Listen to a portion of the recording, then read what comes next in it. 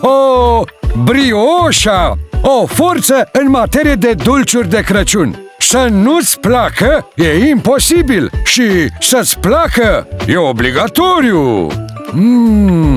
E moale, este o bucurie pentru dinții mei.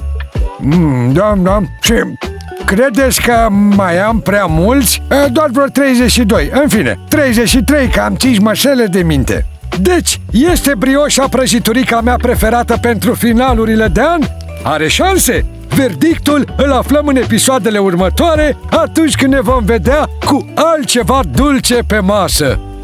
Ho, ho, ho!